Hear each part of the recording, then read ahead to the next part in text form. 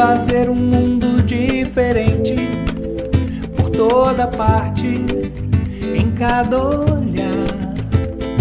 Realizar seu sonho mais bonito, espalhando pelo ar alegria e paz.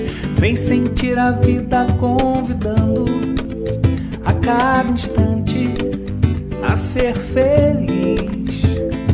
Notar então que é sempre possível romper com a escuridão do medo e da dor. Bem-aventurado pelo simples fato de estar transformando seu caminho pra melhor, e a sua voz então irá cantar que está sempre a mudar, mesmo que sem perceber, descobrindo seu interior. E está sempre a mudar, mesmo que sem perceber, quem acredita no amor, dando um novo rumo para o seu viver.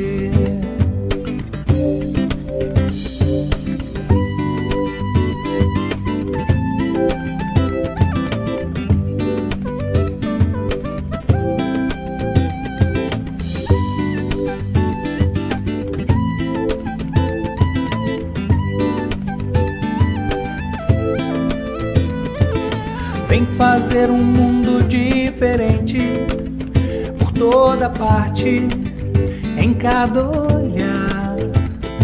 Realizar seu sonho mais bonito, espalhando pelo ar alegria e paz.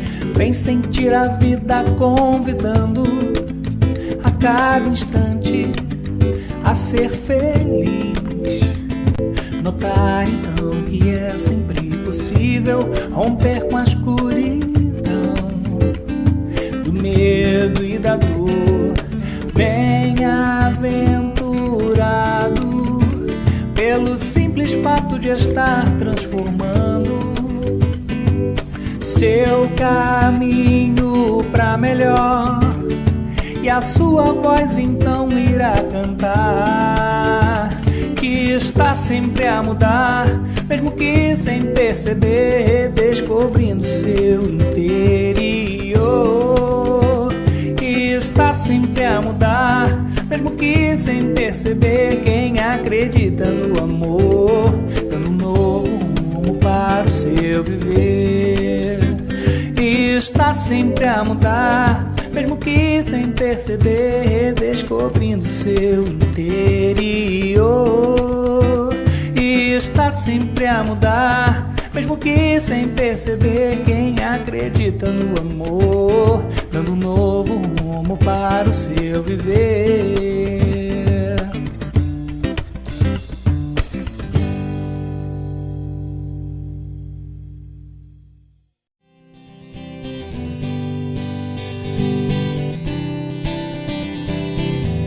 O que você está fazendo agora? Pense já no amanhã.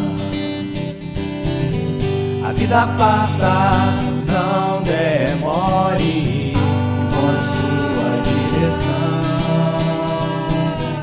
Se você quiser mudar o mundo, só depende de você. Deixar fluir o que vem lá do fundo do coração.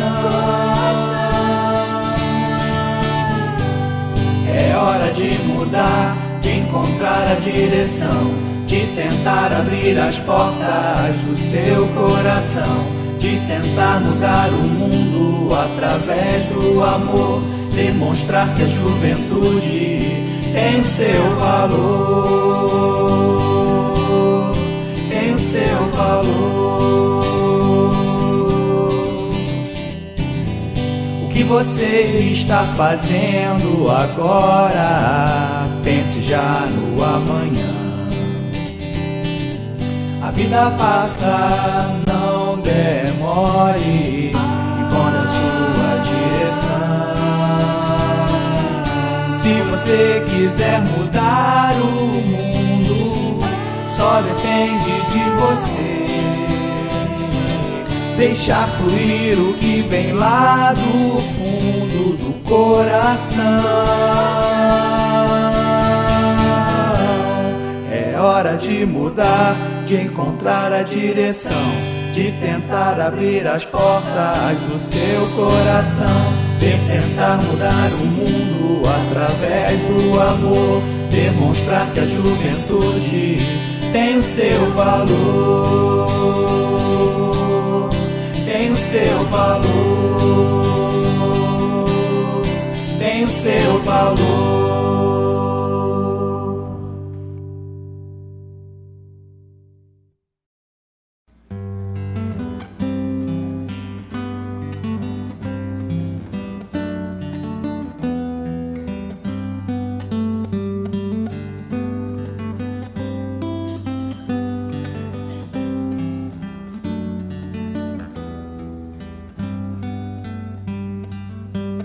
Toda alegria, todo crescimento é um presente de Deus.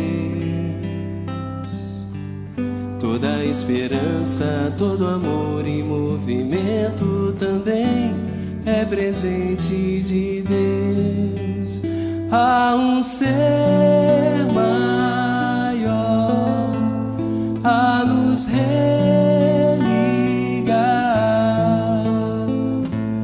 fonte de tudo e de todos. Ele pode, Ele sabe, Ele está.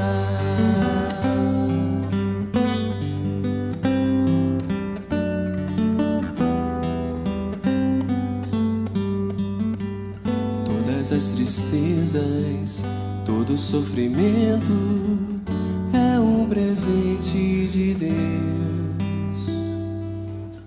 Todas as doenças, todo choro de lamento também é presente de Deus. Há em cada um sempre um grão de fé que nos ajuda a seguir, pois Deus é justo, Ele é bom, Ele é.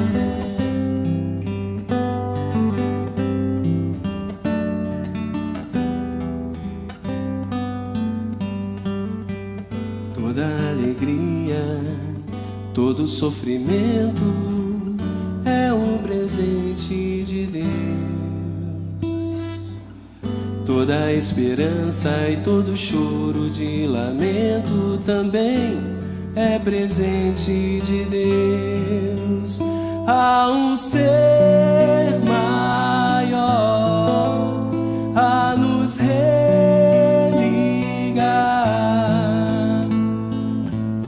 fonte de tudo e de todos. Ele pode, Ele sabe, Ele está. Há em cada um sempre um grão de fé que nos ajuda a seguir, pois Deus é justo, Ele é bom, Ele é. Ele pode, Ele sabe, Ele está. Ele é justo, Ele é bom, Ele é.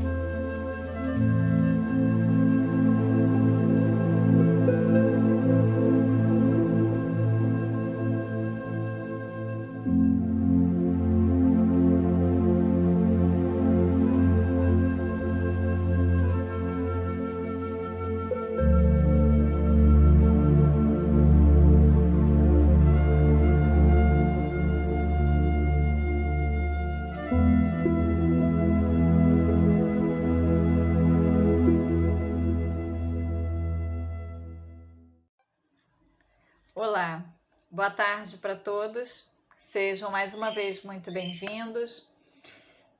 Queria dizer a vocês que hoje nós teremos mais 2 trabalhadoras da nossa casa, que é a Carmélia, que vai fazer o estudo do Livro dos Espíritos nas questões 965 a 973, Natureza das Penas e Gozos Futuros. E a nossa companheira Alba, que fará o estudo do Evangelho, no capítulo 26, o item 3 e 4, preces pagas. Com certeza temos são mais 2 temas que nos auxiliarão nas nossas reflexões diárias. Ficaremos também com a página inicial através da companheira Marcília. E dizer a vocês que se vocês estão vindo pela primeira vez à nossa casa, que possam todos ser muito bem-vindos, que a espiritualidade continue envolvendo a todos nós. E se você precisar de prece para os seus entes queridos desencarnados, acompanhe-nos às quintas-feiras, às 19h30, também pelo canal do YouTube, pela Prece da Saudade. E se você estiver precisando de preces para os entes que estão adoecidos, nós temos a fluidoterapia, que acontece sempre às terças-feiras, às 19h30, ou às quartas, às 9h da manhã, também aqui pelo nosso canal do YouTube. Que a paz envolva a todos nós. Graças a Deus. Do livro Caminho, Verdade e Vida, psicografia de Francisco Cândido Xavier, pelo Espírito Emmanuel. Lição 30. O mundo e o mal. E disse-lhes Jesus: Não peço que os tires do mundo, mas que os livres do mal. Está em João, capítulo 17, versículo 15. Nos centros religiosos, há sempre grande número de pessoas preocupadas com a ideia da morte. Muitos companheiros não creem na paz nem no amor, senão em planos diferentes da terra. A maioria aguarda situações imaginárias e injustificáveis para quem nunca levou em linha de conta o esforço próprio. O anseio de morrer para ser feliz é enfermidade do espírito. Orando ao Pai pelos discípulos, Jesus rogou para que não fossem retirados do mundo, e sim libertos do mal. O mal, portanto, não é essencialmente do mundo, mas das criaturas que o habitam. A terra em si sempre foi boa. De sua lama brotam lírios de delicado aroma.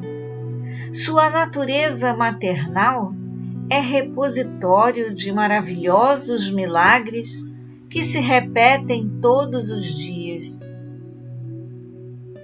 De nada vale partirmos do planeta quando nossos males não foram exterminados convenientemente. Em tais circunstâncias, assemelhamo-nos aos portadores humanos das chamadas moléstias incuráveis.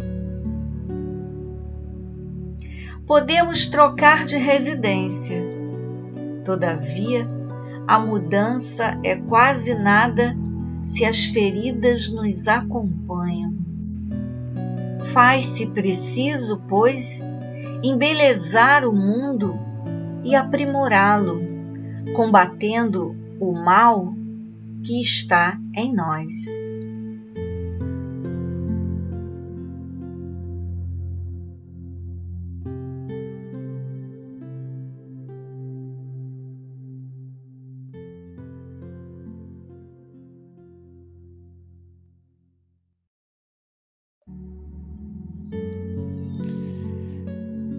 Deus, nosso Pai, Criador, em nome de Jesus, Teu Filho, nosso irmão maior, nosso Mestre, estamos aqui, Senhor, reunidos virtualmente para o estudo do Evangelho, do Teu Evangelho de amor e da doutrina espírita.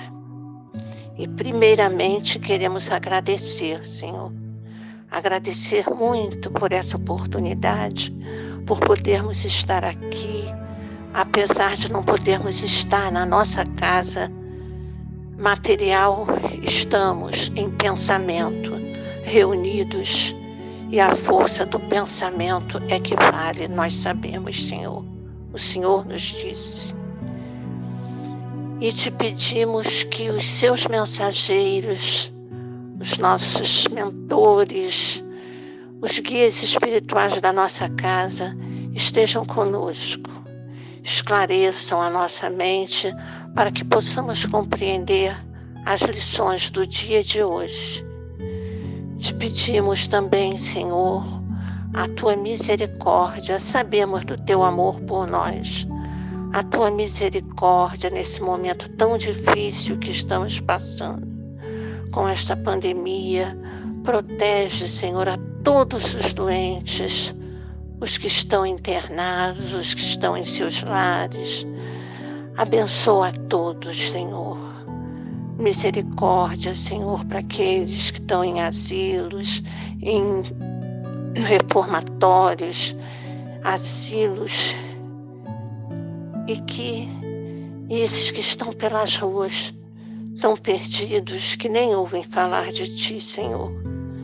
Tenha piedade, tenha misericórdia, nos fortaleça para que possamos passar por esse momento e não perdermos a nossa fé.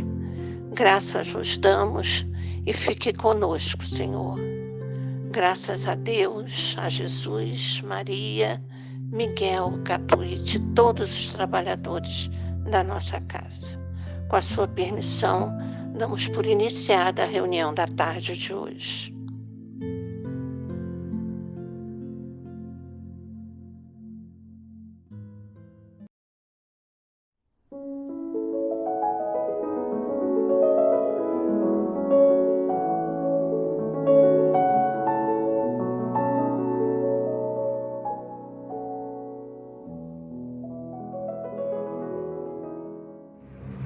Boa tarde, queridos amigos.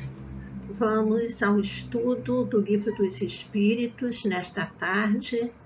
Estamos na parte 4ª, Natureza das penas e gozos futuros, nas perguntas de 965 a 973. Todos nós, temos essa curiosidade, ficamos fazendo ideias, temos imaginação de como será o lado espiritual, como será outra vida quando nós passarmos para lá. Então aí vamos falar das penas e gozos, quer dizer, dos sofrimentos que podem ter e das alegrias, da vida espiritual. E nós vamos, eu trouxe um trecho do livro Céu e Inferno e um da Gênesis, em que nos fala que a nossa doutrina, a doutrina espírita, nos ajuda demais, não é mesmo?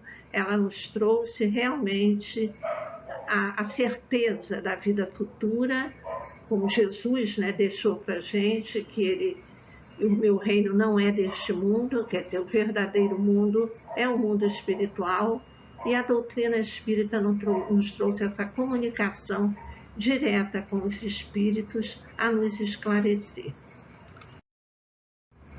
Então, no livro Céu e Inferno, na primeira parte, no capítulo 7, Kardec nos diz: a doutrina espírita, no que respeita a penas futuras, não se baseia numa teoria pré-concebida. Não é um sistema substituindo outro sistema. Em tudo, ela se apoia nas observações, e são estas que lhe dão plena autoridade. Ninguém jamais imaginou que as almas, depois da morte, se encontrariam em tais ou quais condições. São elas, essas mesmas almas, partidas da Terra, que nos vêm hoje iniciar nos mistérios da vida futura, descrever-nos sua situação, feliz ou desgraçada, as impressões, a transformação pela morte do corpo, completando em uma palavra os ensinamentos do Cristo sobre este ponto. No livro Céu e Inferno, nós temos vários casos, que os espíritos vieram e relataram a sua situação no mundo espiritual. Este outro texto é da Gênese, está no capítulo 1, no item 32. E ele então nos diz: pelo estudo da situação dos espíritos, o homem sabe que a felicidade e a desdita na vida espiritual são inerentes ao grau de perfeição e de imperfeição, que cada qual sofre as consequências diretas e naturais de suas faltas, ou, por outra, que é punido no que pecou, que essas consequências duram tanto quanto a causa que as produziu, que por conseguinte o culpado sofreria eternamente se persistisse no mal, mas que o sofrimento cessa com o arrependimento e a reparação. Ora, como depende de cada um o seu aperfeiçoamento, todos podem, em virtude do livre-arbítrio, prolongar ou abreviar seus sofrimentos, como o doente sofre pelos seus excessos, enquanto não lhes põe termo. Então, tudo depende de nós. Cometemos erros, vamos sofrer, mas o sofrimento não é eterno. Não existem as penas eternas. Ninguém vai ficar eternamente sofrendo. A partir do momento que se arrependeu, vai corrigir aquela falta, São as expiações. Então, vai corrigir aquele erro e aí, então, o sofrimento vai terminar. Ele diz, assim como na vida material, o doente sofre pelos seus excessos, enquanto não lhes põe termo. Quer dizer, se eu como demais, eu passo mal, então eu tenho que parar com isso. E na vida espiritual nós temos as nossas culpas, os nossos erros, que ele fala lá, pecou. O que é pecar? Pecar é se afastar da lei divina, cometer erros. E esses erros têm que ser reparados, Vamos então às nossas perguntas de hoje. A 965. Tem alguma coisa de material as penas e os gozos da alma depois da morte? E a resposta dos espíritos: não podem ser materiais. Dilo o bom senso, pois que a alma não é matéria. Nada tem de carnal essas penas e esses gozos. Entretanto, são 1000 vezes mais vivos do que os que experimentais na terra. Porque o espírito, uma vez liberto, é mais impressionável. Então, já a matéria não lhe embota as sensações. Porque o nosso corpo, ele não permite tanta sensibilidade, sentir tantas sensações como o espírito sente depois que se liberta do corpo, quando está livre do corpo. E aí, então, ele manda que nós vejamos lá a pergunta 237 do Livro dos Espíritos. uma vez de volta ao mundo dos espíritos, conserva a alma as percepções que tinha na Terra? E a resposta dos espíritos, sim, além de outras que aí não dispunha, porque o corpo, qual véu sobre elas lançado, as obscurecia. A inteligência é um atributo que tanto mais livremente se manifesta no espírito, quanto menos entraves tenha que vencer. Então, a inteligência se manifesta, né? Mas quando você já está livre do corpo físico, porque aí tem menos entraves para vencer. Você vê, a nossa matéria, né, o nosso corpo material, nós até com ele, né, nós temos dificuldades, nós temos que usar óculos, não vemos, às vezes porque perdemos a audição. Então, a sensibilidade é bem menor, né, muito menor do que quando o espírito está liberto, está livre. Então, no mundo espiritual, né, ele vai ter muito mais percepções do que tinha na Terra. A 966. Por que das penas e gozos na vida futura faz o homem, às vezes, tão grosseira e absurda ideia? Então, os espíritos responderam assim: inteligência que ainda não se desenvolveu bastante. Porque as ideias que se fazem, né, do mundo espiritual, não são todos, claro, mas uma grande parte das pessoas tem aquela ideia de céu, purgatório e inferno, que por muitos anos foi passado, né, para as pessoas. Então, o céu lá, os anjinhos, tudo azul, tudo coisa, estrelinha, o purgatório, onde as almas ficariam para resgatar, se pagando os seus erros, e o inferno, que era um lugar de sofrimento, com diabinhos, com fogo, com não sei o quê. Então, essas imagens, né, muitas pessoas guardaram. A própria Igreja Católica já acabou com isso. Diz que isso são estados conscienciais, quer dizer, da consciência de cada um. Não existe local assim determinado, né? E as pessoas ficaram com essas ideias. E os espíritos, então, nos responderam: inteligência que ainda não se desenvolveu bastante. Compreende a criança as coisas como adulto? Isso, ao demais, depende também do que se lhe ensinou. Aí é que há necessidade de uma reforma. Quer dizer, se foram passadas aquelas coisas erradas, né? Muitíssimo incompleta é a vossa linguagem para exprimir o que está fora de vós. Teve-se, então, que recorrer a comparações e tomastes como realidade as imagens e figuras que serviram para essas comparações.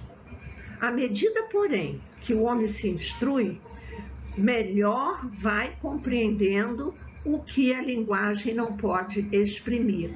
Quer dizer, essas ideias erradas, né, do mundo espiritual, figuras mostrando lugares estranhos, e não é bem assim, né? À medida que a gente vai estudando, a gente vai entendendo.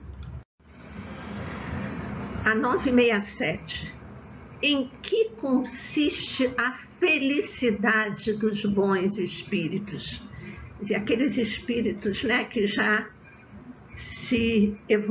evoluíram, são os bons espíritos. Qual é a felicidade deles?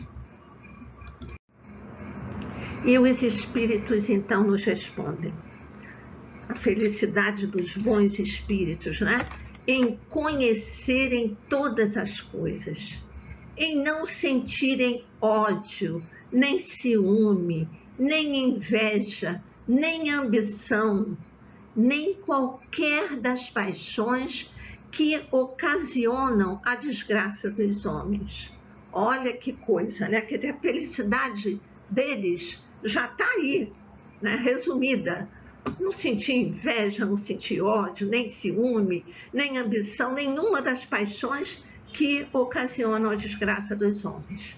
E continuando, o amor que os une lhes é fonte de suprema felicidade. Não experimentam as necessidades, nem os sofrimentos, nem as angústias da vida material. São felizes pelo bem que fazem. Contudo, a felicidade dos espíritos é proporcional à elevação de cada um. Somente os puros espíritos gozam, é exato, da felicidade suprema. Mas nem todos os outros são infelizes. Quer dizer, tem aqueles que já chegaram, né, são os espíritos puros, à felicidade suprema. Mas nem todos os outros são infelizes. E eles então continuam. Entre os maus e os perfeitos há uma infinidade de graus, em que os gozos são relativos ao estado moral. Os que já estão bastante adiantados compreendem a ventura dos que os precederam e aspiram a alcançá-la. Mas esta aspiração lhes constitui uma causa de emulação, não de ciúme.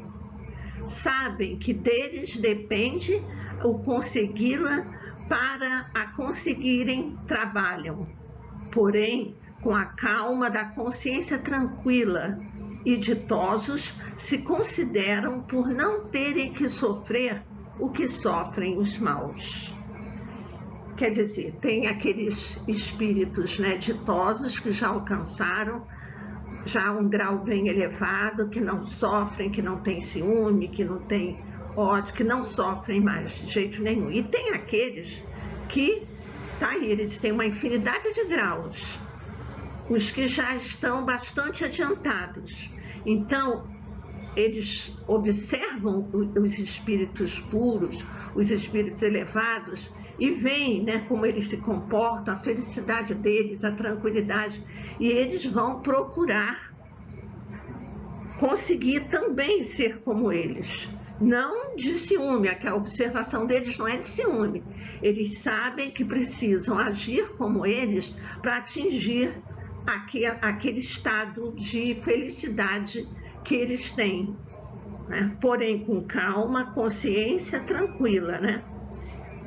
E ditosos se consideram por não terem que sofrer os que sofrem os maus, porque eles veem o sofrimento daqueles espíritos inferiores, daqueles que ainda se comprazem no mal, né? Então, tem uma série de graus aí, né, de evolução. Dependendo da evolução de cada um, vai ser a sua felicidade ou o seu sofrimento. A pergunta 968. Citais entre as condições da felicidade dos bons espíritos a ausência das necessidades materiais. Mas a satisfação dessas necessidades não representa para o homem uma fonte de gozos? E a resposta dos espíritos, então: sim, gozo do animal. Quando não podes satisfazer a essas necessidades, passas por uma tortura. Quer dizer, essas satisfações do homem encarnado, né, do homem na Terra, ele diz, é o gozo do animal, quer dizer, é do corpo físico, necessidades físicas. E quando a gente não consegue satisfazer essas necessidades, fica se torturando, né? Fica sofrendo por coisas materiais, por coisas que não são importantes. Quer dizer, é o gozo do animal, quer dizer, isso não é a verdadeira alegria, não é a verdadeira felicidade.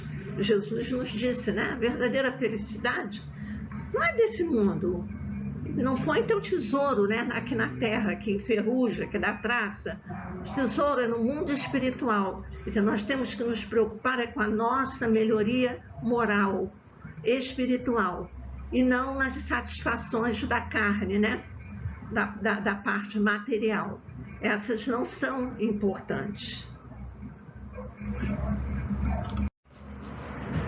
Pergunta 969. Que se deve entender quando é dito que os espíritos puros se acham reunidos no seio de Deus e ocupados em lhe entoar louvores? A resposta é uma alegoria indicativa da inteligência que eles têm das perfeições de Deus, porque o veem e compreendem, mas que, como muitas outras, não se deve tomar ao pé da letra. Tudo em a natureza, desde o grão de areia, canta, isto é, proclama o poder, a sabedoria e a bondade de Deus. Não creiais, todavia, que os espíritos bem-aventurados estejam em contemplação por toda a eternidade. Seria uma bem-aventurança estúpida e monótona. Fora, além disso, a felicidade do egoísta, porquanto a existência deles seria uma inutilidade sem termo. Estão isentos das tribulações da vida corpórea, já é um gozo. Depois, como dissemos, conhecem e sabem todas as coisas. Dão útil emprego à inteligência que adquiriram, auxiliando os progressos dos outros espíritos. Essa a sua ocupação, que ao mesmo tempo é um gozo, quer dizer, é uma satisfação para eles, esse trabalho, né, deles, de ajudarem os outros espíritos, de ajudarem o progresso. É dizer, dizer que eles ficam louvando a Deus o tempo todo, não é aquela ideia que os anjos ficam cantando louvores a Deus o tempo todo, lá paradinhos, não. Eles trabalham o tempo todo, eles são cooperadores da criação, né? Eles são co-criadores, eles vêm criar, eles criam planetas, eles ajudam a desenvolver, ajudam os espíritos, esclarecem, iluminam, não é? Para dar as direções corretas. Isso já é uma alegria, porque eles sabem todas as coisas, e poder auxiliar a humanidade, para eles, é uma coisa maravilhosa, né? São as alegrias deles. Ele fala aqui, né, os espíritos responderam, que na natureza tudo, né, desde o grão de areia, canta, isto é, proclama o poder e a sabedoria e a bondade de Deus. Quer dizer, tudo na natureza está proclamando a bondade, né, de Deus, tudo. Na natureza, em todo o planeta, no universo. Quando a gente olha a obra de Deus, a coisa maravilhosa, tudo proclama, né, a bondade de Deus, a criação. E esses espíritos também, eles não ficam lá paradinhos, cantando, louvando, não é isso. Eles trabalham incessantemente nessa obra divina. A pergunta 970. Em que consistem os sofrimentos dos espíritos inferiores? São tão variados como as causas que os determinam e proporcionados ao grau de inferioridade, como os gozos o são aos de superioridade. Podem resumir-se assim: invejarem o que lhes falta para ser felizes e não obterem, verem a felicidade e não a poderem alcançar, pesar, ciúme, raiva, desespero, motivados pelo o que os impede de ser ditosos, remorsos, ansiedade moral indefinível. Desejam todos os gozos e não os podem satisfazer. eis o que os tortura. Então, aí, né, é muito triste, porque esses espíritos, né, como eles nos dizem aí, as causas que determinam o sofrimento deles são inumeráveis, né? E, então, também são variados os sofrimentos. Quer dizer, de acordo com as causas são os sofrimentos.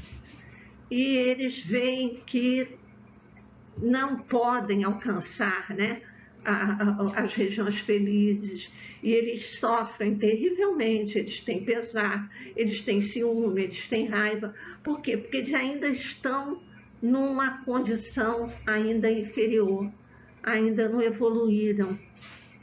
Quando nós lemos os livros de André Luiz, a gente vê bem como é isso, né? André Luiz nos relata aqueles trabalhos daquelas caravanas que saem para socorrer esses espíritos que estão em sofrimento.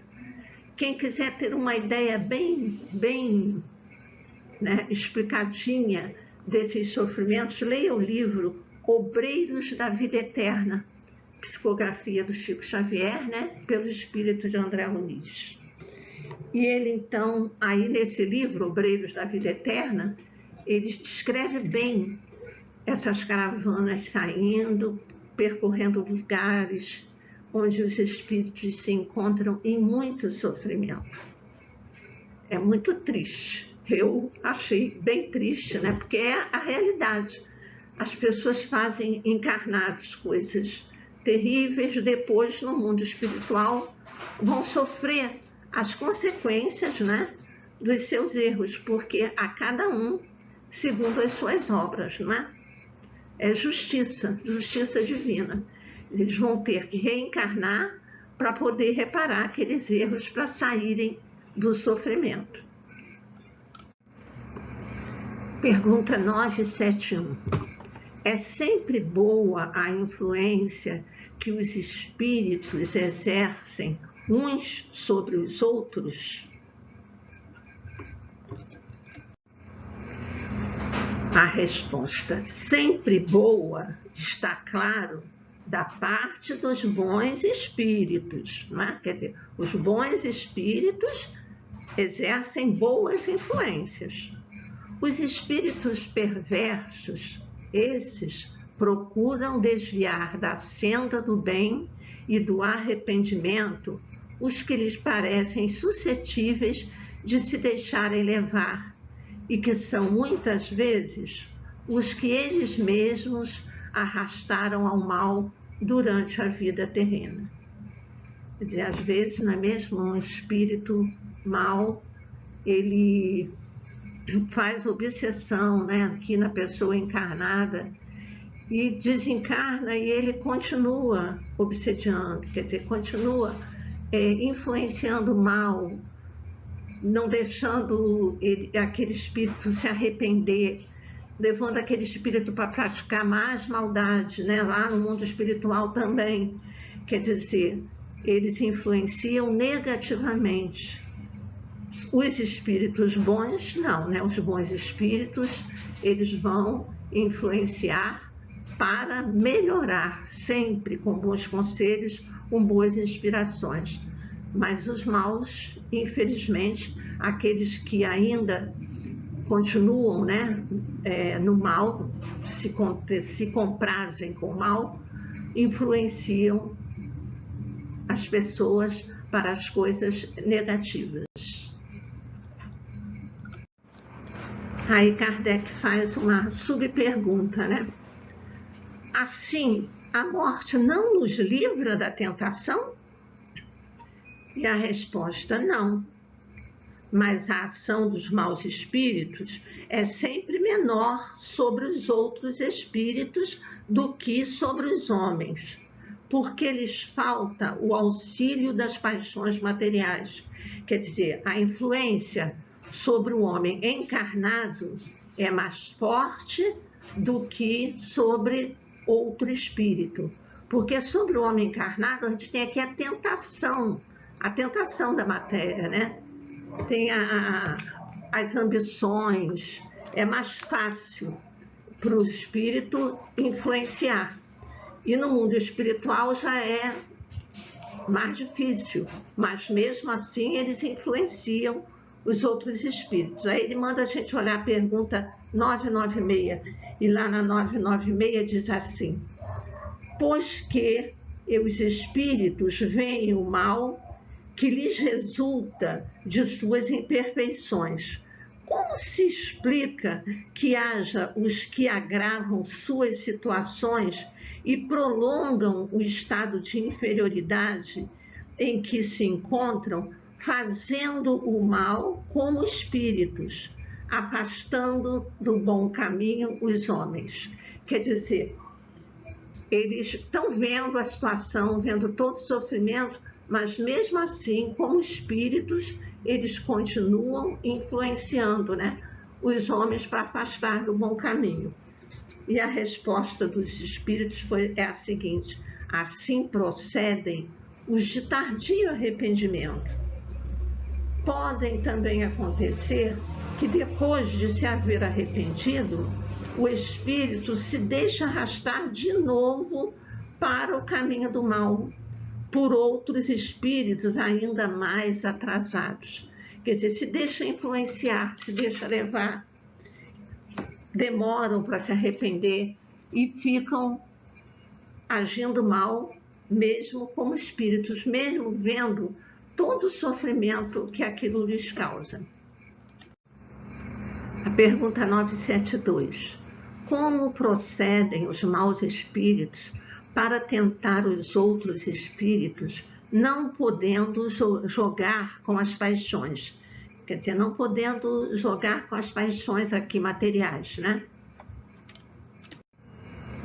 E a resposta: as paixões não existem materialmente, mas existem no pensamento dos espíritos atrasados. Os maus dão pasto a esses pensamentos, conduzindo suas vítimas aos lugares onde se lhes ofereça o espetáculo daquelas paixões e de tudo que as possa excitar. Quer dizer, está no pensamento, não é, dos espíritos. Então, quer dizer, eles levam aqueles espíritos nas suas fraquezas, nas suas paixões. Elas não existem só aqui materializadas, o dinheiro, o sexo, a gula, a bebida, né? Os excessos todos que existem aqui na matéria, quer dizer, não existe só aqui, existe no pensamento. Quer dizer, os outros espíritos, os maus espíritos, levam eles a quererem tudo aquilo que está lá guardadinho, né, no pensamento de cada um, dos mais fracos.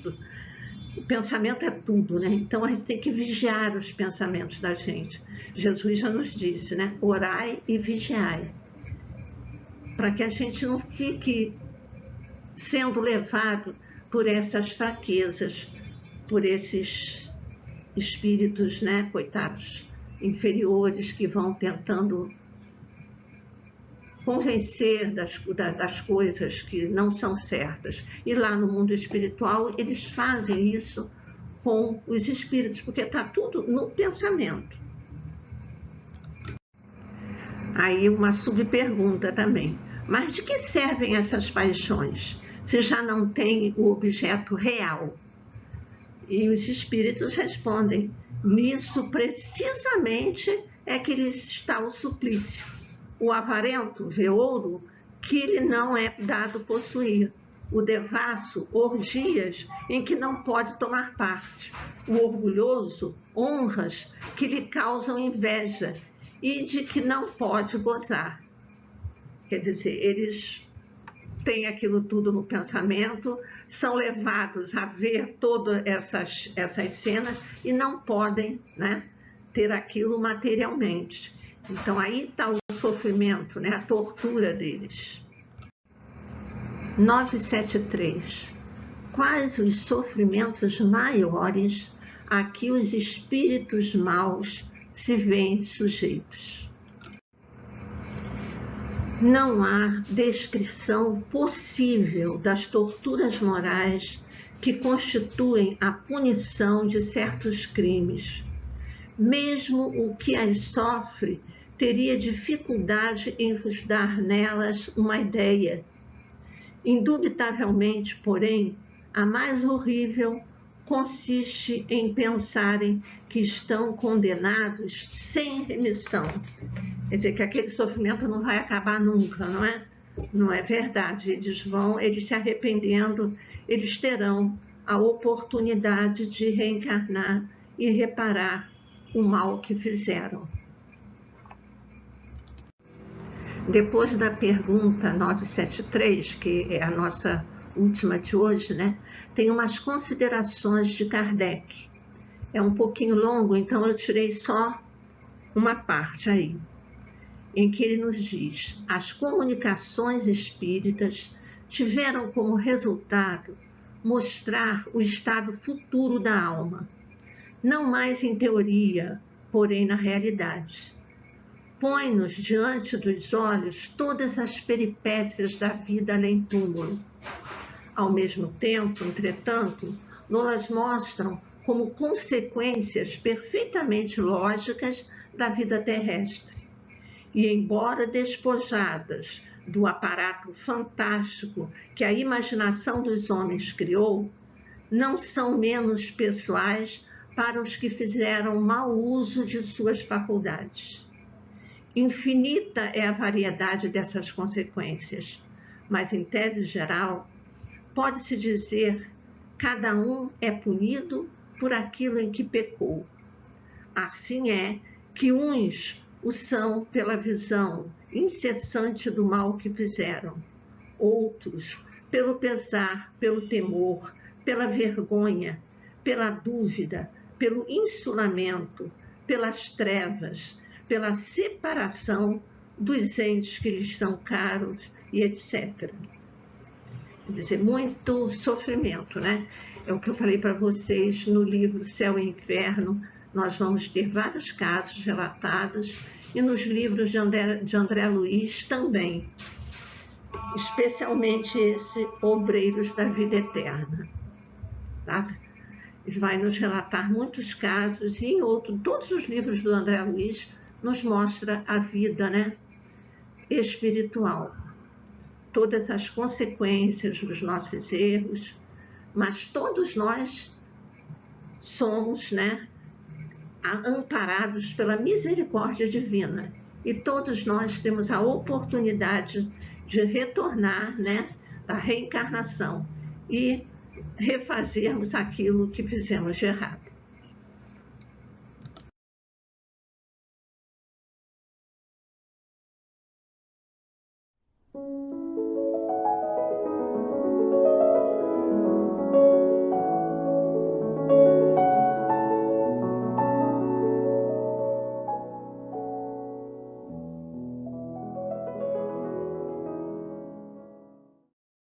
Boa tarde, meus irmãos. Dando continuidade ao estudo do Evangelho segundo o Espiritismo, no capítulo 26, Dai gratuitamente o que gratuitamente recebestes, vamos estudar na tarde de hoje os itens 3 e 4 com o título Preces Pagas. Vamos à leitura do Evangelho. Disse em seguida a seus discípulos, diante de todo o povo que o escutava: precatai-vos dos escribas que se exibem a passar com longas túnicas, que gostam de ser saudados nas praças públicas e de ocupar os primeiros assentos nas sinagogas e os primeiros lugares nos festins, que, a pretexto de extensas preces, devoram as casas das viúvas. Essas pessoas receberão condenação mais rigorosa. São Lucas, capítulo 20, versículo 45 a 47, São Marcos, capítulo 12, versículo 38 a 40, São Mateus, capítulo 23, versículo 14. Item 4. Disse também Jesus: não façais que vos paguem as vossas preces. Não façais como os escribas, que a pretexto de longas preces devoram as casas das viúvas, isto é, abocanham as fortunas. A prece é o ato de caridade, de um arrobo do coração. Cobrar alguém que se dirige a Deus por outrem é transformar-se em intermediário assalariado. A prece, então, fica sendo uma fórmula cujo cumprimento se proporciona à soma que custe. Ora, uma de duas: Deus ou mede ou não mede as suas graças pelo número das palavras. Se estas forem necessárias em grande número, por que dizê-las poucas ou quase nenhumas, por aquele que não pode pagar? É falta de caridade. Se uma só basta, é inútil dizê-las em excesso. Por que então cobrá-las? É prevaricação. Deus não vende os benefícios que concede, como, pois, um que não é sequer o distribuidor deles, que não pode garantir a sua obtenção. Cobraria um pedido que talvez nenhum resultado produza. Não é possível que Deus subordine um ato de clemência, de bondade ou de justiça, que da sua misericórdia se solicite, a uma soma em dinheiro. Do contrário, se a soma não fosse paga ou fosse insuficiente, a justiça, a bondade e a clemência de Deus ficariam em suspenso. A razão, o bom senso e a lógica dizem ser impossível que Deus, a perfeição absoluta, delegue às criaturas imperfeitas o direito de estabelecer preço para a sua justiça. A justiça de Deus é como o sol, existe para todos, para o pobre como para o rico, pois que se considera imoral traficar com as graças de um soberano da terra, poder-se-á ter por lícito o comércio com as de soberano do universo? Ainda outro inconveniente. Apresentam as preces pagas. É que aquele que as compra se julga, a mais das vezes, dispensado de orar ele próprio, porquanto se considera quite, desde que deu o seu dinheiro. Sabe-se que os espíritos se sentem tocados pelo fervor de quem por ele se interessa. Qual pode ser o fervor daquele que comete o terceiro o encargo de por ele orar, mediante paga? Qual o fervor desse terceiro quando delega o seu mandato ao outro, este a outro e assim por diante? Não será isso reduzir a eficácia da prece ao valor de uma moeda em curso? Vamos agora às nossas reflexões. Vamos refletir agora sobre o texto lido, o texto que nós acabamos de ler agora sobre as preces pagas, e refletindo que esse capítulo, essa mensagem que Jesus nos traz, não é somente para os médiuns, é uma mensagem que é para todos nós, espíritos encarnados. E aí Kardec retira lá do Evangelho de Marcos, de Mateus e de Lucas palavras sobre a comercialização das coisas sagradas, sobre preces e sobre a exploração religiosa. E aí a gente vai lá no contexto, porque foi citado, a exploração da viúva. Mas para isso nós precisamos saber o que acontecia com as viúvas naquele tempo, no tempo de Jesus, Então, essas mulheres, elas desconheciam totalmente as interpretações, quais eram os trâmites que tinham após a viuvez, já que esses encontros no templo eram restritos aos homens, Então, as interpretações ficavam para os homens.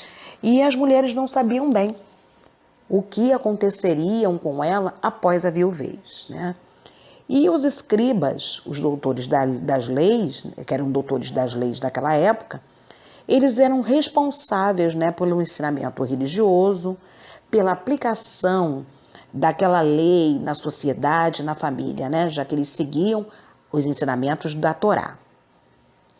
Então, no momento em que a mulher ficava viúva, o escriba era determinado para observar se seria cumprida realmente a lei, inclusive a da doação financeira. Pois se não houvesse na família uma figura de outro homem, como um cunhado, um pai, um filho, essa mulher ficaria totalmente desamparada, né? Pois ela ia perder todos os direitos dela para o governo, para o sinédrio, para as sinagogas. E por elas estarem sem amparo e precisando de ajuda espiritual, esses escribas iam fazer as preces, né? Retirando o pouco que elas já tinham. Por isso, se fala no texto sobre a exploração das viúvas, né?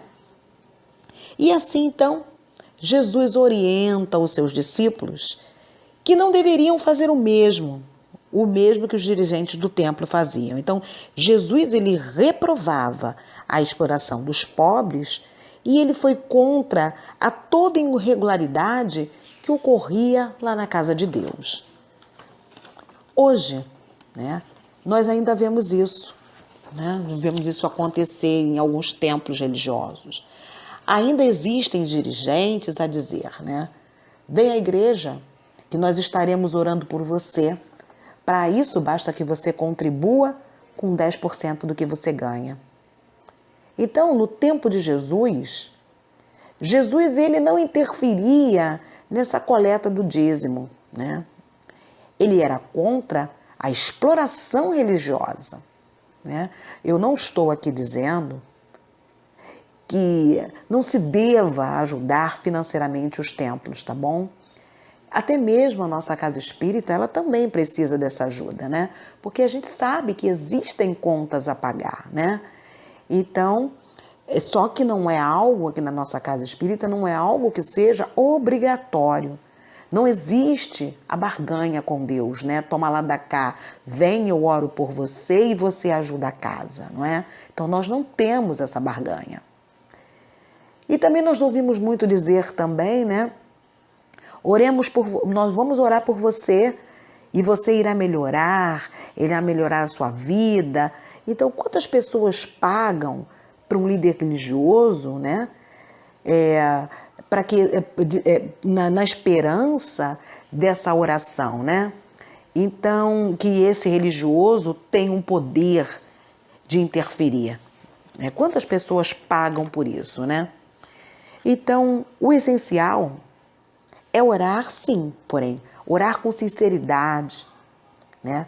Aceitando, quando a gente aceita os nossos próprios defeitos, porque a prece, ela não vai redimir as nossas faltas cometidas, né? Então, aquele que pede a Deus perdão pelos seus erros, só vai obter tudo mudando a sua conduta, na prática do bem, nas suas boas ações, né? Então, a prece é para isso, né?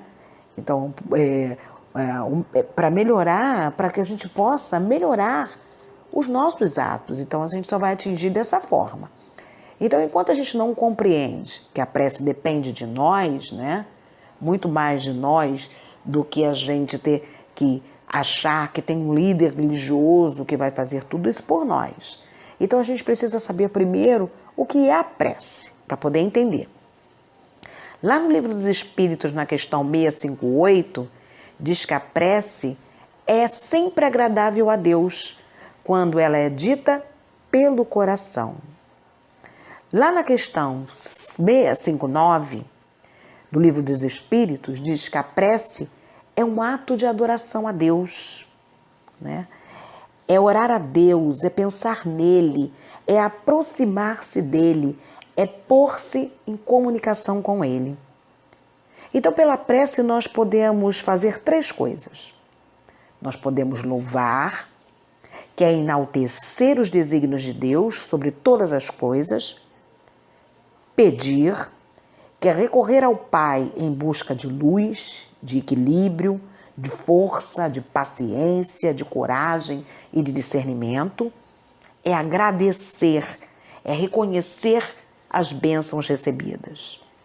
No livro Pensamento e Vida, pelo Espírito de Emmanuel, na psicografia de Chico Xavier, lá no capítulo 26, diz que a prece é o divino movimento do espelho de nossa alma no reino, a esfera superior, para refletir-lhes grandeza.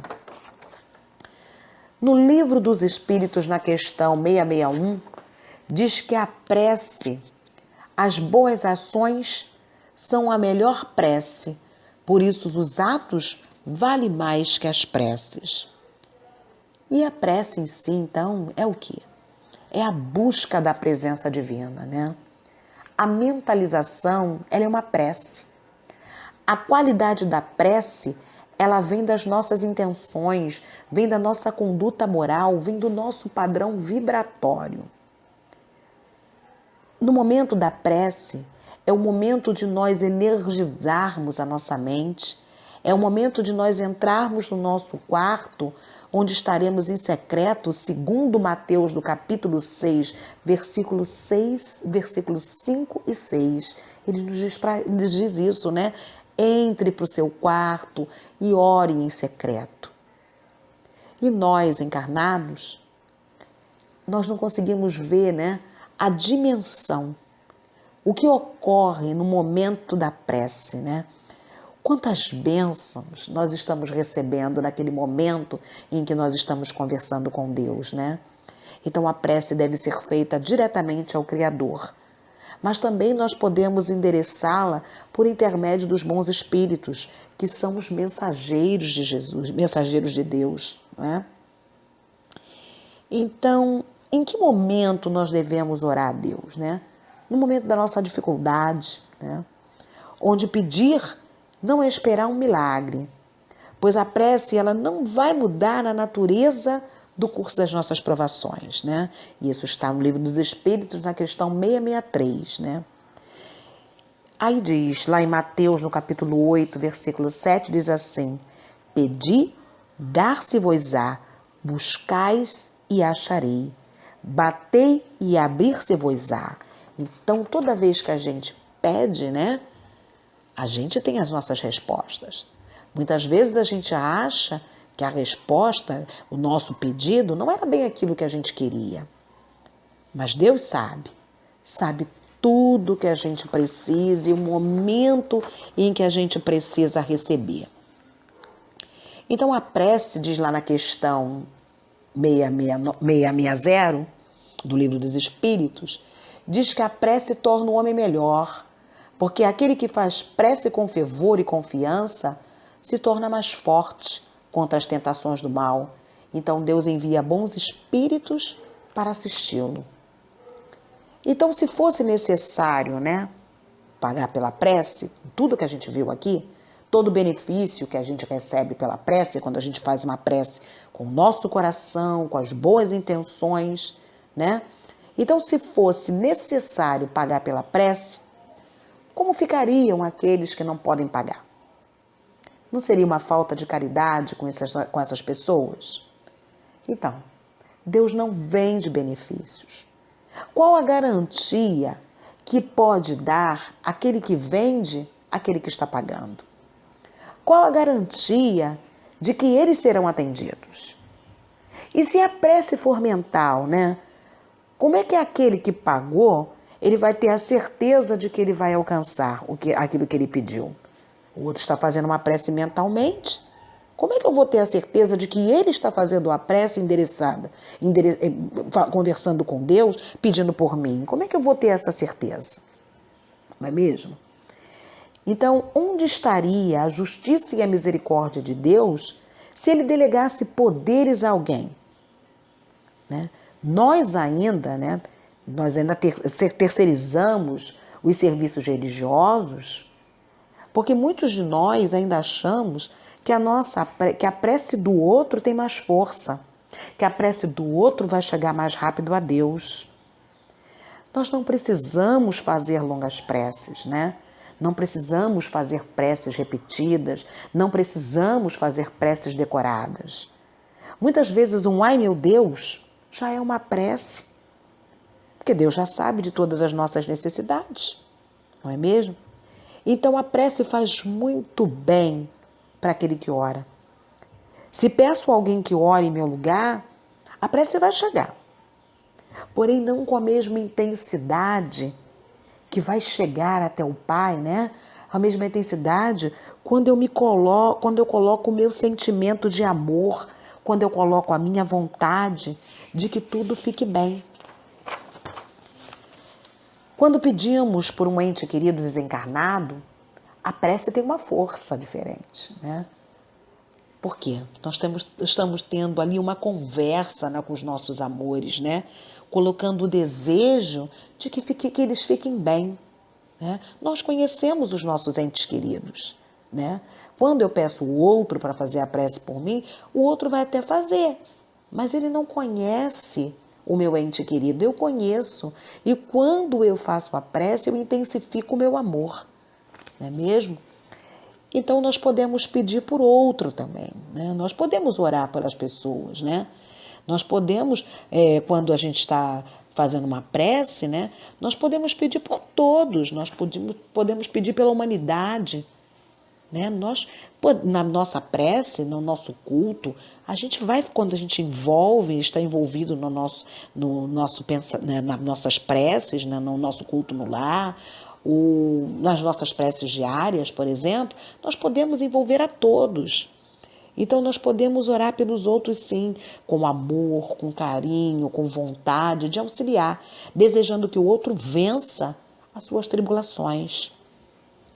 Mas o que nós não podemos esperar é a retribuição, né? Isso é se tornar indigno de tudo que Deus nos concede. Então, preces e práticas espirituais não podem envolver dinheiro. Nós não podemos receber nada quando estamos lidando com as coisas espirituais. Nós não podemos associar práticas religiosas com o comércio. Então, as práticas erradas vão trazer um grande reflexo para nós, né? Então, quando nós adquirimos o conhecimento das leis, quando nós começamos a nos cobrar, né? Aí tudo começa a mudar, né? Lá no Fonte Viva tem uma oração dos justos, né? E essa oração dos justos, ela diz que a prece dos justos, ela chega. Por que a prece dos justos chega? Porque ele não tem nenhum apego material. Então, se eu orar com a intenção financeira, vai diminuir a vibração da minha prece, pois o interesse aí, né, vai ser material e tudo vai anular a minha prece. Que possamos compreender essa ligação nossa com Deus, né, essa conversa com Deus, né, tem que ser ali, ó, com a intenção com a mais pura intenção, né? Que a gente possa ter o coração aberto para ter essa comunicação com o nosso Pai, que está ali para nos ouvir, para enviar os seus mensageiros, para nos auxiliar na nossa caminhada pela terra. Muito obrigada, que Jesus nos abençoe hoje e sempre.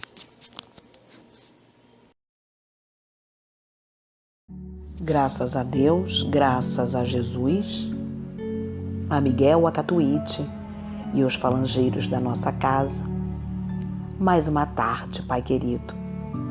Queremos te agradecer por tudo aquilo que nos foi ofertado na tarde de hoje, por todo o estudo da tarde de hoje, pelos teus ensinamentos, por tudo que podemos oferecer aos nossos irmãos que aqui se encontram. Obrigada, Senhor. Obrigada mais uma vez por podermos estar aqui conversando contigo, abrindo os nossos corações, pedindo, intercedendo pelos nossos irmãos, por todos aqueles irmãos que estão nos ouvindo agora, pelos nossos irmãos desencarnados, pelos nossos irmãos doentes, que se encontram nos hospitais com Covid ou com outras patologias, porque não é porque estamos vivendo num momento de pandemia que vamos esquecer dos nossos irmãos que também sofrem. Envolva-os, Mestre. Muito agradecido estamos pela chegada da vacina. Graças a Deus, a população está sendo vacinada. Estamos conseguindo algo que até uns meses atrás parecia tão difícil. Mas confiamos em Ti e sabíamos, Pai, que não deixaríamos que passasse mais tempo em sofrimento. Obrigada, Jesus. Muito obrigada por tudo aquilo que nos oferece. Que possamos todos ter a paz e a certeza que dias melhores virão para todos nós. Graças a Deus, graças a Jesus. Que assim seja.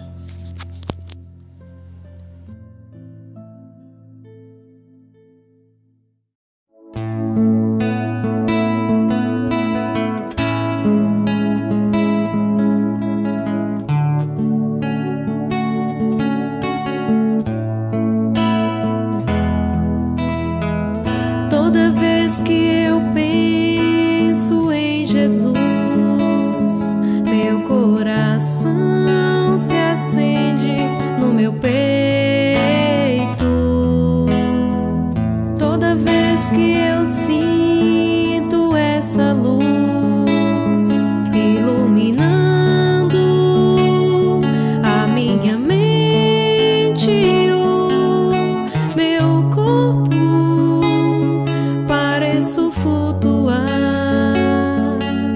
Quando penso em Jesus, eu sinto paz.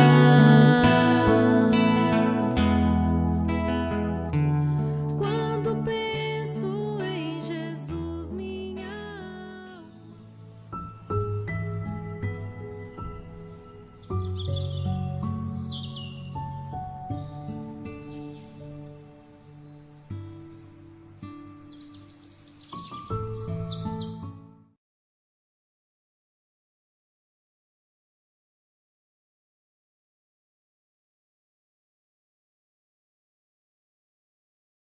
Felicidade é ter Deus no coração. Fernando Duó. É bem difícil se você se recusar, mas abrir seu coração sempre, sempre ajudará. Basta cantar, dar as mãos e perdoar. Feche os olhos pra maldade e feliz você será. Ser feliz é sorrir sem reclamar, é doar e acreditar no amor, no céu, no mar. Para crer no bem que Jesus nos quer, não feche seu coração, seja simples a qualquer. É bem difícil se você se recusar, mas abrir seu coração sempre, sempre ajudará. Basta cantar, dar as mãos e perdoar. Feche os olhos pra maldade e feliz você será. Ser feliz é sorrir sem reclamar, é doar e acreditar no amor, no céu, no mar. Para crer no bem que Jesus nos quer, não feche seu coração, seja simples a qualquer.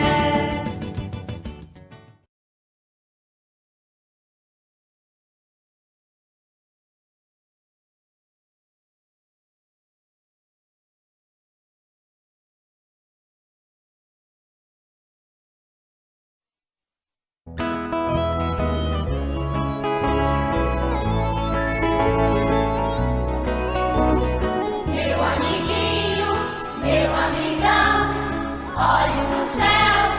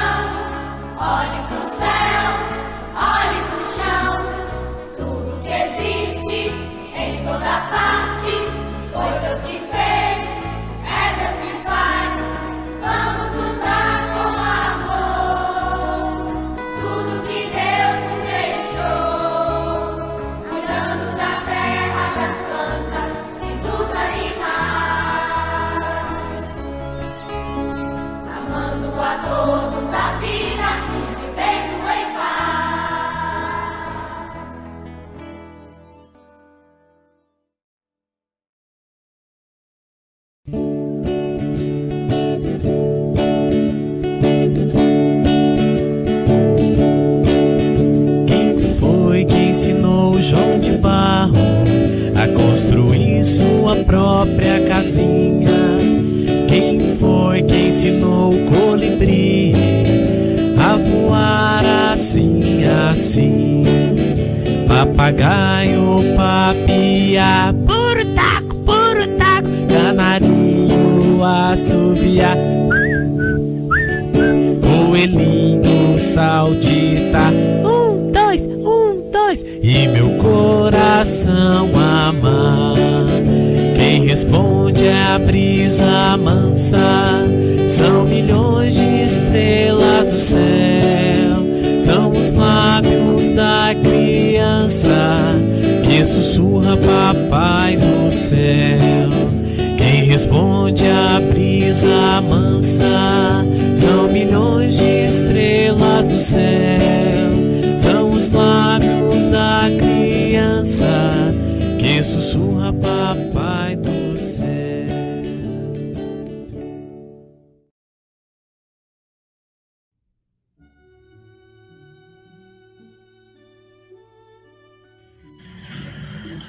Amar não é egoísmo nem posse, nem satisfazer a própria vontade. Amar é querer bem ao outro, é generosidade. Nessa imagem, a gente consegue ver que a gaiola ela não tem mais cercas. Ela foi aberta para vários passarinhos poderem comer. Isso é uma forma de generosidade.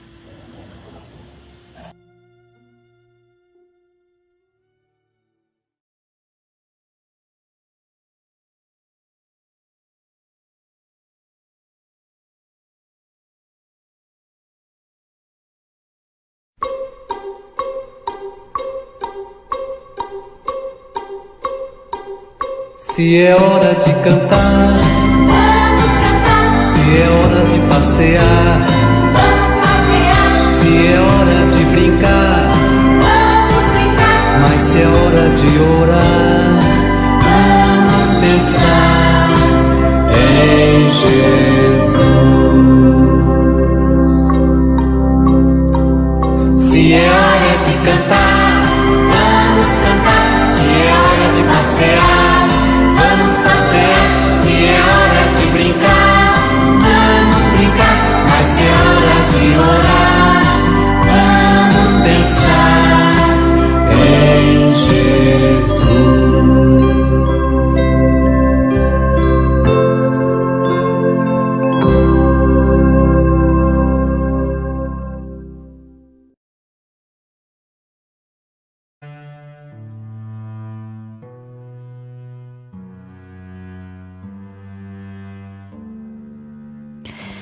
É a hora da nossa prece. E é com o coração cheio de alegria que a gente fecha os nossos olhos e imagina a presença do nosso amigo querido Jesus nos nossos lares. Jesus, Mestre querido, abençoa a nossa casa, a nossa família, aos nossos amiguinhos. Que nós possamos mais uma vez, unidos em prece, te agradecer por esse momento da evangelização e pela bênção de ter a nossa família aqui conosco. Senhor, abençoa cada um de nós aqui nesse momento e auxilia-nos a continuar estudando, aprendendo e caminhando sempre na direção do amor que Tu nos ensinaste. Graças a Deus.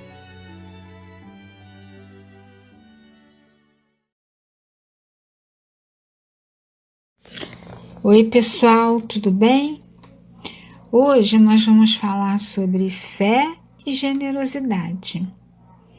Então a fé é um sentimento instintivo que nasce com o espírito, é uma crença inata. Ela deve fazer eclodir e crescer por vontade ativa. A fé natural é uma centelha divina que trazemos no coração. É uma certeza na providência divina, certeza que o nosso Pai está por nós. Jesus falou que se tivermos uma fé do tamanho de um grão de mostarda, teremos força para passarmos pelas dificuldades da vida e nada será impossível. Quando diz também, fé que transporta a montanha, isso significa que temos uma fé robusta, que nos dá perseverança, energia e recurso para vencermos os obstáculos de pequenas e grandes coisas. E mais do que acreditar, é sentir dentro de nós uma força e confiança. Então, temos que ter fé em Deus, fé em nós mesmos e fé na humanidade. Sabe por quê? Porque a fé é caridosa, é força divina, ela instala o amor em nosso coração. Sendo assim, quando estivermos por alguma dificuldade, podemos e devemos ter fé que alguém vai poder nos ajudar. Isso se chama generosidade. Quando ajudamos alguém com boa vontade, estamos sendo generosos, pois essa virtude também nasce do coração. Ser generoso é ser capaz de olhar o próximo com compreensão, ter alegria e satisfação em servir alguém. A generosidade é a verdadeira riqueza da nossa alma. Então vamos fazer o bem sem olhar a quem?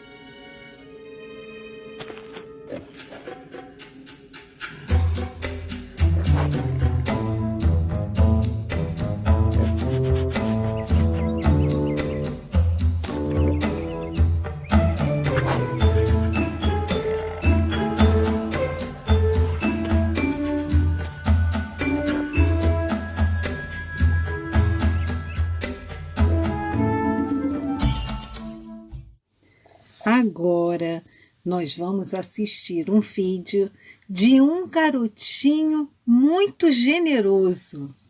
Vamos lá ver o que ele fez?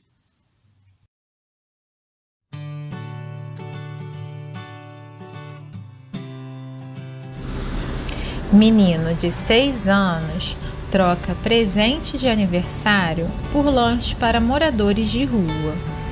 Na camisa dele está escrito assim: hoje é meu aniversário. Estou feliz por comemorar com os moradores de rua.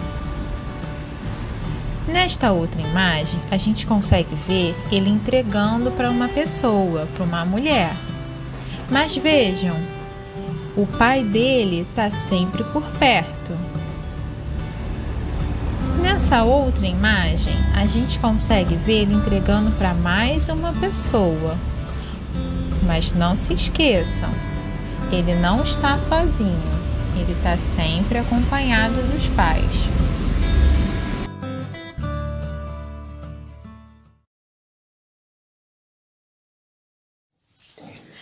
Que generosidade desse menino, vocês não acham?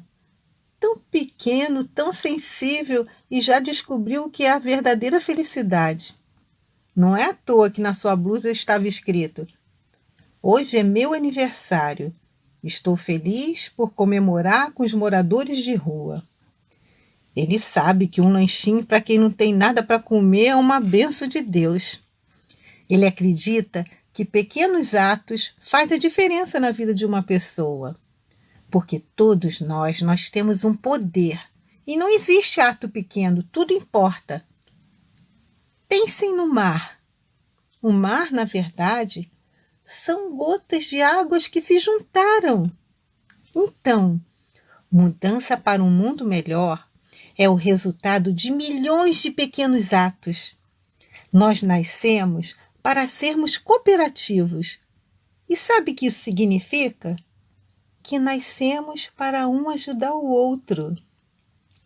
Mas no mundo que vivemos, nem sempre esse mundo ensina isso. Pelo contrário, ensina a sermos competitivos. E sabe o que é ser competitivo? Bem, vamos lá. Para saber, vamos ao exemplo do primeiro vídeo, em que um homenzinho caçava um ovo para comer, vocês lembram? Ele sozinho, ele não conseguia pegar o ovo. Chegou a perder 3 ovos. E quando só restavam 2 ovos, apareceu outro homenzinho. E o que ele pensou? Esse homem vai pegar os meus 2 últimos ovinhos. Eu não vou deixar. E ele viu o outro homem não como alguém que poderia ajudá-lo. E aí ele foi competitivo. E quando a gente é competitivo, só uma pessoa ganha. Quando somos cooperativos, todos ganham. E foi o que o outro homenzinho fez. Mostrou para ele que se os 2 se ajudassem, os 2 iriam ganhar um ovo. E aí? Nós vamos escolher sermos generosos, cooperativos, hein? E agora, então, para ajudar a gente a pensar sobre isso tudo que a gente comentou, vamos uma atividade com a tia Daisy. Vamos lá? Tia Daisy! Olá, meus amores. Estamos juntos novamente para uma atividade. E para o estudo de hoje, que foi sobre a fé e a generosidade, na compreensão desse estudo, vamos fazer uma atividade bem legal? Eu espero que vocês gostem. Nós vamos precisar de uma folha de qualquer cor. De caneta ou lápis, eu vou usar uma caneta.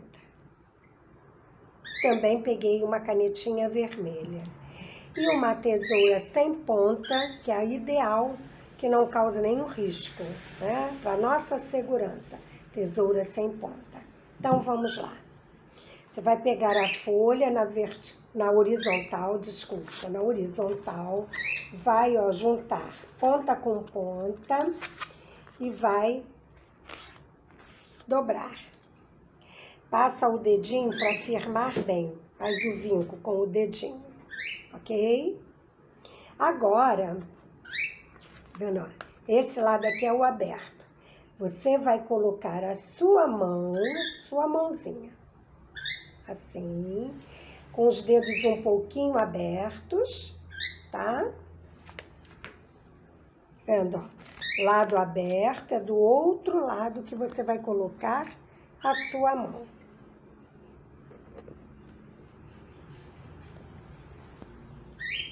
Vai pegar o lápis ou a caneta e vai fazer o contorno da sua mão. Começando aqui pelos dedos, um pouquinho afastados. Isso. Olha a minha mão. Vendo?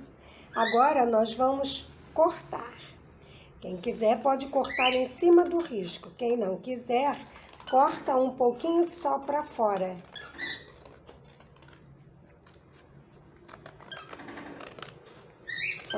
Corta aqui, ó, no contorno que você fez, que está marcadinho. Porque o estudo de hoje sobre a fé e a generosidade, para que a gente saiba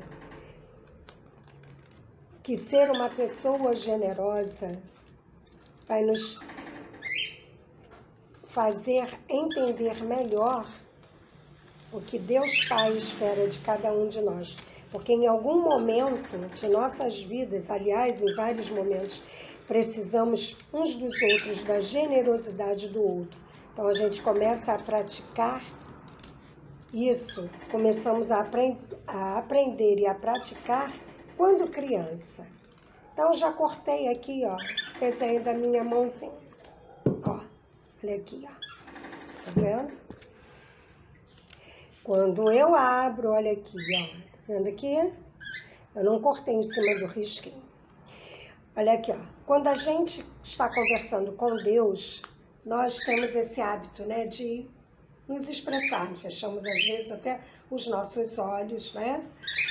Falamos com Deus. Quando queremos mostrar nossa generosidade, a gente não faz assim. Generosidade é a capacidade que nós temos de dividir, emprestar, ouvir, ver a necessidade do outro. A gente faz assim com as mãos, porque a gente está dando alguma coisa. Então, aqui, nesse lado aqui, ó, nós vamos desenhar um coração que representa os nossos sentimentos. Não se preocupem se vai sair direitinho ou não. Faça o seu melhor, porque nós ainda estamos num meio de imperfeição, porque somos imperfeitos, né? Por que a gente vai querer sempre fazer um coração perfeito? Então, olha, já fizemos. Desse lado aqui, nós vamos escrever tudo aquilo que a gente pode mostrar generosidade. Bom, quando um colega esquece o lanche, o que você pode fazer? Dividir o seu pão, o seu biscoito. Desenhe um biscoito ou você escreve doação de alimentos. Se o colega não está se sentindo bem, você pode ver se alguém tem um remédio para dar a ele, doação de remédios. Se ele está precisando de alguma coisa que ele esqueceu, você pode emprestar, você pode desenhar um lápis, o caderno ou o carrinho dele, não sei. Se o colega te chateou, você pode perdoar se ele fez alguma coisa que você não gostou. Se ele gritou com você, você pode compreender que ele não está num bom momento. Se ele quer conversar, porque ele está com algum problema, você pode desenhar um ouvido ou escrever ouvir. Quando na fila, você pode ceder a vez porque o outro está mais agitado. quer se sentar logo. Você pode ceder a sua vez, não custa nada, né? Você pode doar seu tempo com alguma coisa que alguém precise. Quando você pode dar um sorriso de gentileza. Você pode falar com gentileza. Você pode desenhar uma boca ou escrever. Ser gentil, falar boas coisas. Você pode falar de Jesus para o outro. São várias situações. Cada um vai escrever aquilo que pode fazer. Entendeu? Então, olha aqui, olha. Meu coração generoso, em doação, em generosidade para com o outro e assim recebendo também. Lembrando de um aprendizado cristão, que ninguém saiba o bem que você faz, pois isso é somente entre você e Deus. Fiquem com Deus e até a próxima aula. Agora, nós vamos para a prece final. Beijinhos.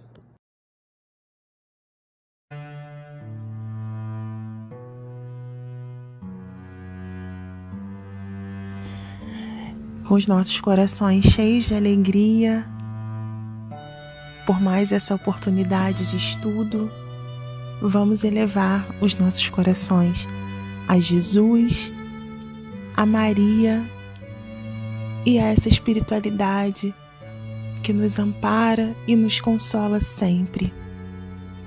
Agradecemos, Senhor, por tudo que nos deu, por tudo que recebemos através desse estudo elaborado com tanto carinho. Que os nossos corações, Senhor, se encham de esperança e que ela se estenda a todos os nossos irmãos em humanidade. Sabemos e confiamos em todos os teus propósitos. Que tenhamos dias melhores, que renovemos a nossa fé, o nosso amor e que tu estejas sempre conosco. Graças te damos e que assim seja.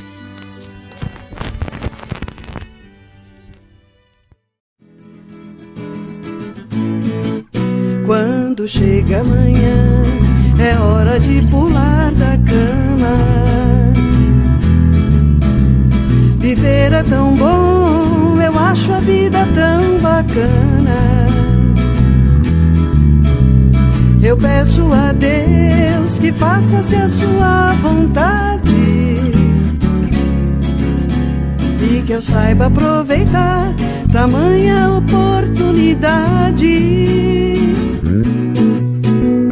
A minha evolução é a programação divina. Buscar a perfeição até nas coisas pequeninas. Pra isso eu renasci, pra cultivar bons sentimentos, amar e aprender, multiplicar os meus talentos. Quando chega amanhã, é hora de pular da cama. Viver é tão bom, eu acho a vida tão bacana. Eu peço a Deus que faça-se a sua vontade e que eu saiba aproveitar tamanha oportunidade. E que eu saiba aproveitar tamanha oportunidade. E que eu saiba aproveitar tamanha oportunidade.